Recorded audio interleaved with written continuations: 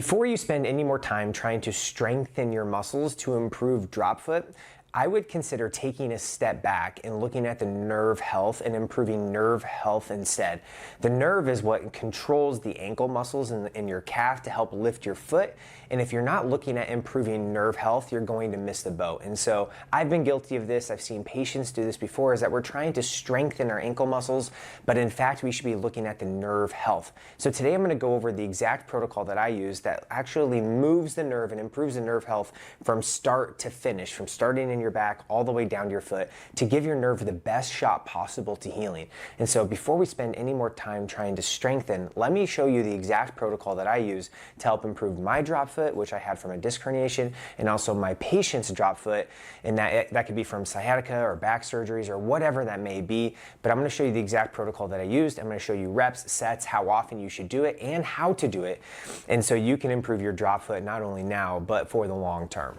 So here's what's happened to your nerve, and this is important because it gives you a framework to understand why your nerve is causing weakness in your leg. And so the muscles that control lifting your foot up and down are innervated by nerves that come out from the lower back, the lower lumbar spine, the intervertebral foramen, and that there's only so much space in there. And what happens is that whether you have back surgery or sciatica or a disc herniation or whatever may cause your drop foot, that happened because of some sort of pressure and damage to the nerve. In fact, it only takes about 10 to 15 millimeters of mercury of pressure to cause some sort of hypoxia, which is a lack of oxygen to the nerve, to result in some sort of drop foot. Now, I've had patients where I don't notice the drop foot until I actually test them, and then I have patients all the way on the other end of the spectrum, and that I can actually hear the drop foot and they can see it and they can say, hey, I've been tripping a little bit more, or I've been catching my toe because I have weakness in my leg and I don't know why. The origin of that is in the lower back. And so with today's video and what I'm going to show you is that we're moving the nerve and giving it more oxygen. Remember, I said hypoxia earlier, and that means without oxygen or low oxygen. We're going to be giving the nerve some oxygen and some movement and some blood flow to help improve the pathway in the nerve. So I'm not saying I'm not going to do any strengthening. You could do that, but you need to improve the mobility of the nerve first. And so what's great is I'm going to show you a technique that you can do seated to improve that, and it's very easy to do, but how you do it really matters. And so that's why this program is this protocol is so impactful and effective, because you can actually improve the health of the nerve, and which I think most people are not covering or not doing. Here's what you need to know before we start doing it, and that we're going to improve the health of the nerve. What we need to do is start at the spine and work our way down. And that's going to start with opening our back, actually opening the space in our back, and then we're going to move the nerve while that space is open to give that nerve some room to breathe. So all you're going to need is to sit down, right? Get in a chair, and then I'm going to show you the techniques that we need to be doing. But I want to start off by saying this is a nerve movement, and that you're going to feel it. You may notice it more on the side that you have actually the drop foot on, but I'll have you do both sides because I think it's important to improve nerve health on both sides. And so you're going to be seated, you're going to feel the nerve pull, but we're going to actually improve the signal to the muscles in the lower leg. And so grab a chair, make sure you're comfortable, and let's get to it. Now let's improve your drop foot. We just talked about how the nerves need space, movement, and blood flow, so we're going to give it space by opening up the lumbar spine. We're going to move the nerve to help improve the blood flow. But what you need to remember is that you need to stay consistent with this. You need to glide that nerve, and you need to give it some time. And so it doesn't happen overnight, but stick with it and you will notice improvement. And it took me a while to notice improvement. And I would say a while is that it took like 3-4 months of me consistently doing this to notice that the nerve is starting to improve. If you're here watching this video, you already know that nerves are sticky and they take much longer to heal than, let's say, pain or muscle issues. And so nerves are just different. And that's why this technique is a bit different. It's a bit different of a technique. You're going to feel it, and we're going to help improve the signal from your back to the foot to help improve your drop foot. So let's get to it. So you're going to find yourself in a seated position.